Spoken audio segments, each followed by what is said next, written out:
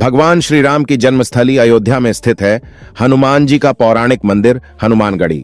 ये मंदिर राजद्वार के सामने ऊंचे टीले पर बना है। इस मंदिर के चारों तरफ साधु संतों का निवास है। हनुमान चालीसा में गोस्वामी तुलसीदास ने लिखा है, राम द्वारे तुम रखवारे, होत न आज्ञा बिनु पैसारे। अर्थात भगवान हनुमान की आज्ञा बिना राम की पूजा नहीं की जाती।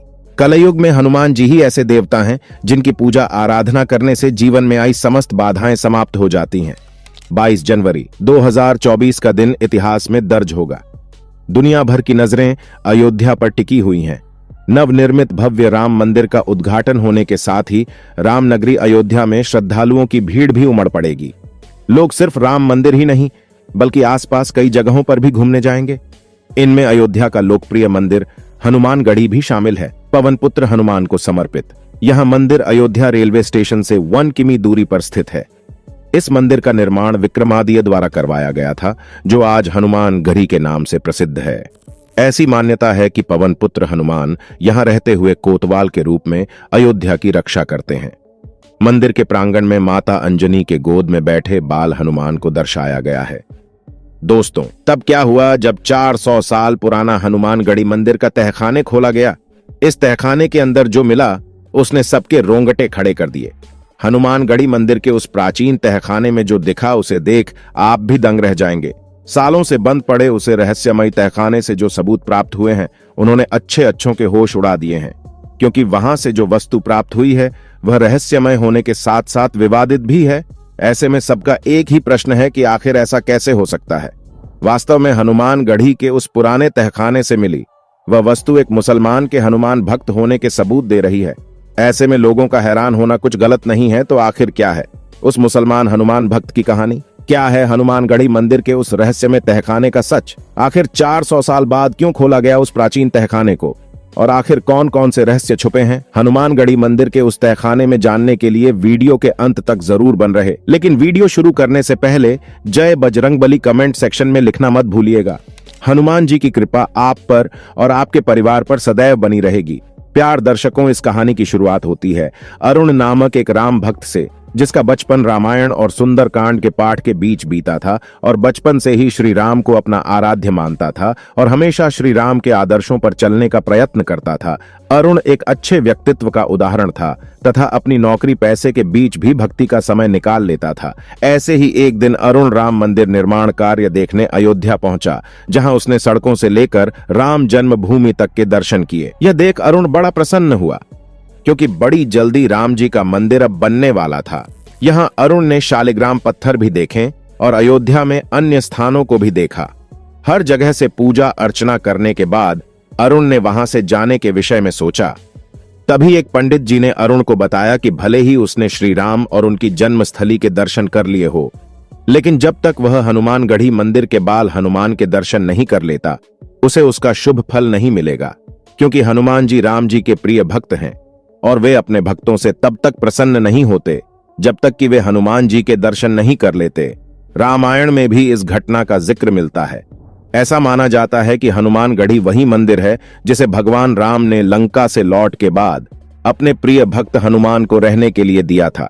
ऐसी मान्यता है कि हनुमानगढ़ी के बाल हनुमान के दर्शन के बिना राम जी के दर्शन अधूरे ही रहते हैं। इसीलिए अरुण अगले दिन हनुमानगढ़ी मंदिर गया तो अयोध्या शहर के बीचों बीच राजद्वारा के सामने ऊंचे टीले पर स्थित था। अरुण को मंदिर तक पहुंचने में 76 सीढ़ियां चढ़नी पड़ी। उसने वहां मंदिर के दीवारों पर हनुमान चालीसा की चौपाइयों को भी देखा। जल्द ही अरुण ने मंदिर में बाल हनुमान के दर्शन भी किए, जो माता अंजना के साथ विराजमान थे। वहां उसने अपने दोषों से मुक्ति के लिए हनुमान जी पर लाल चोला भी चढ़ाया तथा उसने वहां हनुमान निशान ध्वज को भी देखा, जो करीब 4 मीटर चौड़ा और 8 मीटर लंबा था। मान्यता के अनुसार हर पूजा से पहले हनुमान निशान राम जन्मभूमि स्थल में ले जाया जाता है। इसके बाद अरुण मंदिर की परिक्रमा करने लगा और मंदिर से उतरकर आसपास घूमने लगा। तभी उसकी दृष्टि एक बंद कमरे पर पड़ी, जिसके दरवाजे बहुत पुराने लग रहे थे। इसीलिए अरुण ने उसे मंदिर का हिस्सा समझा और उसके दरवाजे को खोल दिया। अरुण उसके अंदर गया और उसने वहां जो देखा उसने सबको हिलाकर रख दिया। बल्कि हनुमानगढ़ी मंदिर का वह बंद तहखाने था जो तकरीबन 400 साल से भी अधिक पुराना था। उसे कमरे में धूल मिट्टी और कुछ पुरानी वस्तुओं के अलावा कुछ नहीं मिला। तभी अरुण की नजर वहां पड़े एक तांबे की धातु पर पड़ी और ने बड़ी उत्सुकता के साथ उसे उठाया। उस तांबे की धातु पर छोटे छोटे अक्षरों में कुछ लिखा हुआ था, लेकिन अरुण को कुछ समझ नहीं आया। तभी उस कमरे में मंदिर के कुछ कार्यकर्ता आए और उन्होंने अरुण को बाहर निकलने को कहा।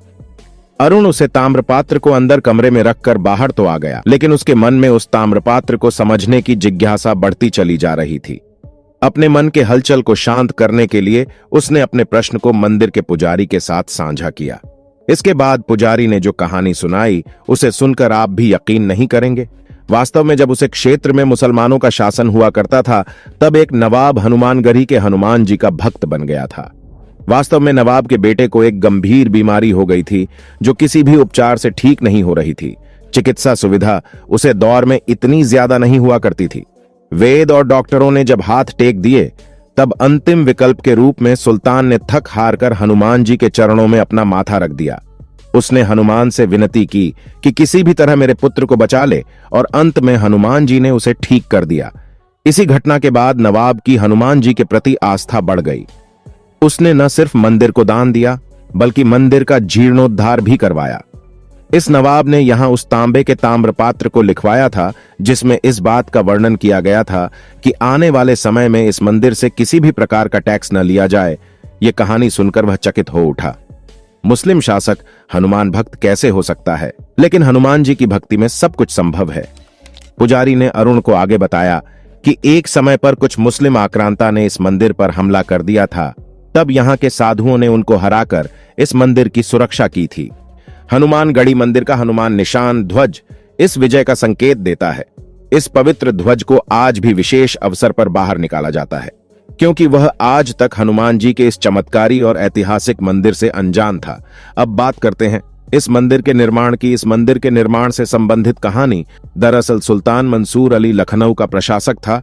वह एक सुखी जीवन जी रहा था, लेकिन एक बार उसके इकलौते पुत्र की भी तबीयत अचानक से बहुत ही ज्यादा खराब हो गई। उस समय चिकित्सा सुविधा आज के बराबर नहीं थी। हालांकि इसके बावजूद भी उसने अपने बच्चे के इलाज के लिए हर संभव कोशिश करी और बड़े बड़े हकीमों, बड़े बड़े वेदों से इसका इलाज कराया, लेकिन किसी को भी मंसूर के बेटे का रोग समझ नहीं आया और अंत में सभी ने अपने हाथ खड़े कर दिए। जब सुल्तान थक हार चुका था तो उसने हनुमान जी के चरणों में अपना माथा झुका दिया।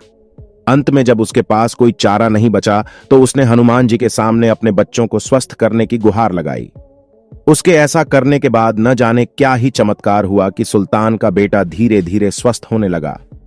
उसके स्वास्थ्य में अचानक ही सकारात्मक बदलाव आने लगे। अपने बच्चे के ठीक होने के बाद सुल्तान मंसूर अत्यंत प्रसन्न हुआ और उसकी श्रद्धा भगवान हनुमान जी के प्रति और भी ज्यादा बढ़ गई। मंसूर ने इस मंदिर का जीर्णोद्धार करवाया। उसने हनुमान जी के मंदिर को बनाने के लिए 52 बीघा जमीन हनुमानगढ़ी और इमली वन के लिए दान दे दी। लेकिन वर्तमान में जो